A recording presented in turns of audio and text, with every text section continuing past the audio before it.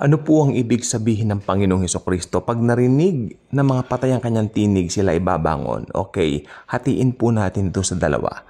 Ito po ay may dalawang kahulugan, isang literal, isang spiritual. Okay, magandang gabi po sa ating lahat. So, ang daming gamu-gamu, no, ngayon at napaka-uncomfortable talaga. Pag ganito ang panahon, mainit, maraming gamu-gamu, pero labanan natin ito through preaching the word, through sharing the word sa inyong lahat. Okay?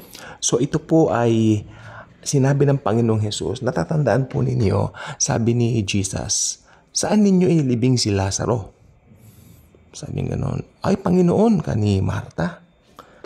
Malamang ngayon, mabaho na siya, nangangamoy na yung bangkay dahil 4 days na po siyang nakalibing. Sabi niya ganoon.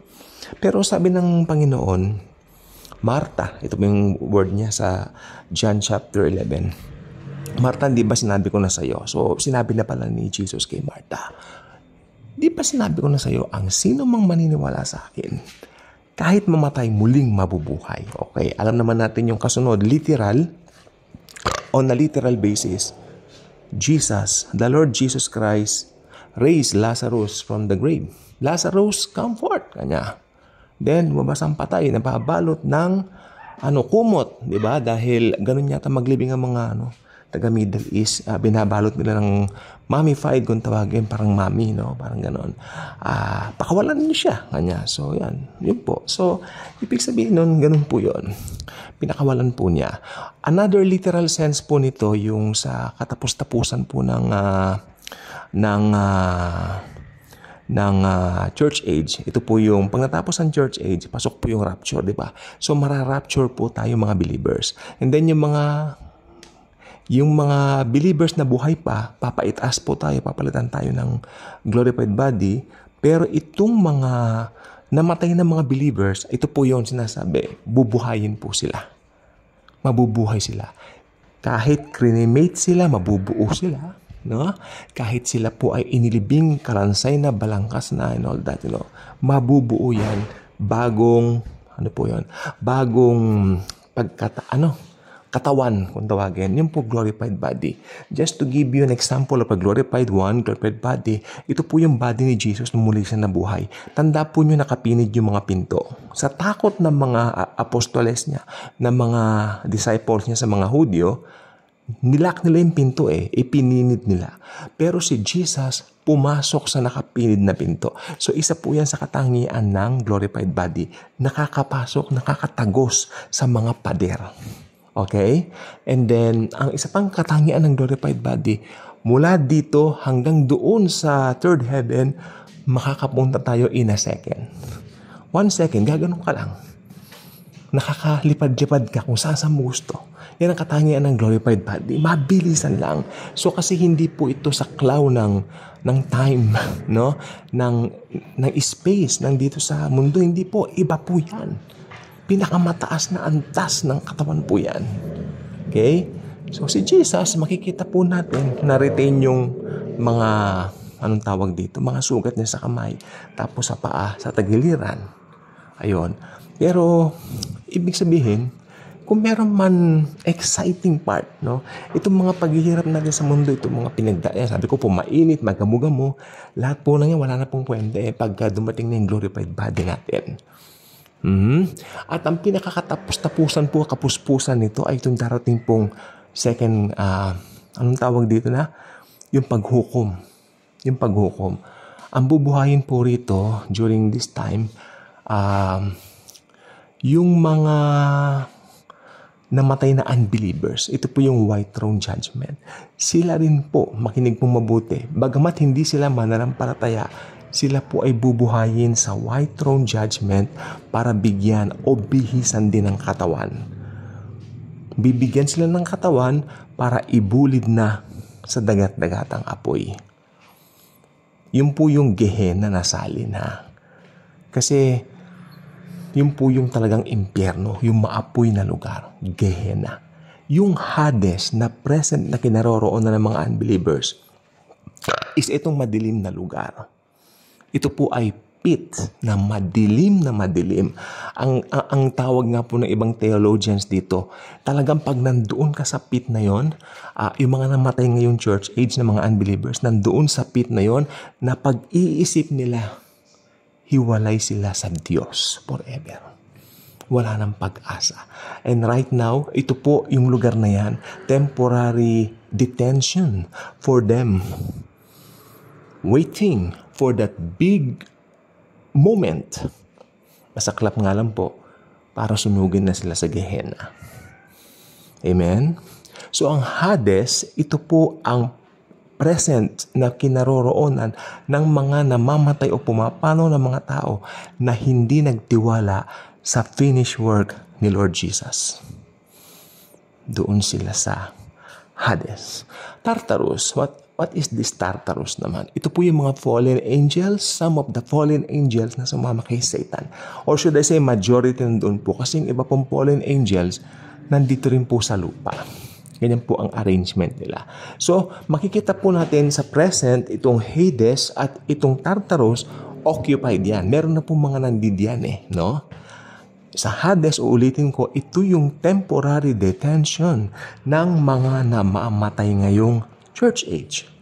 Doon sila waiting for the judgment para idiretso na sila o ibulid na sila matapos silang bigyan ng katawan na buo, ibubulid sila sa Gehenna, sa dagat-dagatang apoy para pahirapan, sunugin doon na hindi na sila mamamatay doon.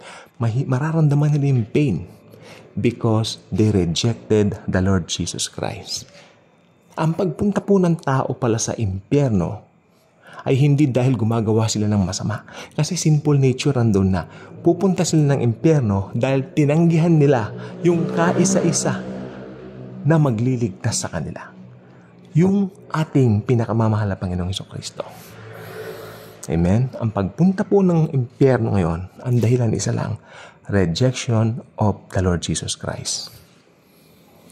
Okay? So ang Hades, nandyan yung mga kaluluwa ng mga namamatay ngayon, church age, doon sila ngayon. Naghihintay para sa araw ng paghukom, para sila po bigyan ng bagong katawan. Hindi po glorified body yun, pero katawan lang po para ibulid na nga sila din sa dagat-dagatang apoy. Katawang hindi namamatay na rin yun, bibigay din sa kanila. Pero sa mga believers kasi, tinawag yung katawan natin na glorified body. Sabi ko na po, di po ba? Sabi ko, wala tayong ginawa para maligtas. Amen? At ang believer, kahit nagkakasala, wala rin tayong pwedeng gawin para mawala ang kaligtasan natin. Amen? Kaya ang pagpunta po ng impyerno ngayon, rejection of the Lord Jesus Christ lang. At yung mga kamag-anak natin na alam natin pumanaw na hindi ni-receive ang eternal life o yung eternal gift na inaalok na libreng alok ng kaligtasan ni Lord Jesus. Inabutan silang kamatayan, nasa Hades po sila ngayon, waiting for that moment na sunugin na sila ng buhay at magpahirapan, magpasawalang hanggan sa Gehenna. Ayun po ang salin ng impyerno. Ngayon sa Tartarus, nandiyan po yung mga fallen angels. Wala po tayong masyadong pag-uusapan dyan dahil alam po talaga ang mga fallen angels ay lubhang napakarami. Laksa-laksa po yan. Merong mga nakadetain doon. Yung iba naman po, tinapon dito. Hindi po ba yun? Pero, ito po. Itong Gehenna sa ngayon, bakante pa yan. Ang unang mapupunta sa Gehenna ay ang Antichrist at ang false prophet. Hindi po ba? Si Satanas nga po, mahuhuli doon Mauunang occupants doon sila. Antikristo at ang false prophet. Okay, hope na gets na po ninyo. Ayan po ang sinabi ni Lord, yung tinig niya pag narinig, mga patay bubuhay. Yun po. Kasi sabi nga po ng Biblia sa aklat po ng Revelation. At iniluwan niya, tandaan niyo po ito iniluwan niya ang mga patay na nasa sa kanya. At napakarami nito. Hindi mabilang, sabi ng Biblia. Sabi ng aklat ng Revelation. Yung mga iniluwang patay na sinasabi dun sa Revelation chapter 20, yan po yung mga unbelievers na susunugin sa Gehenna.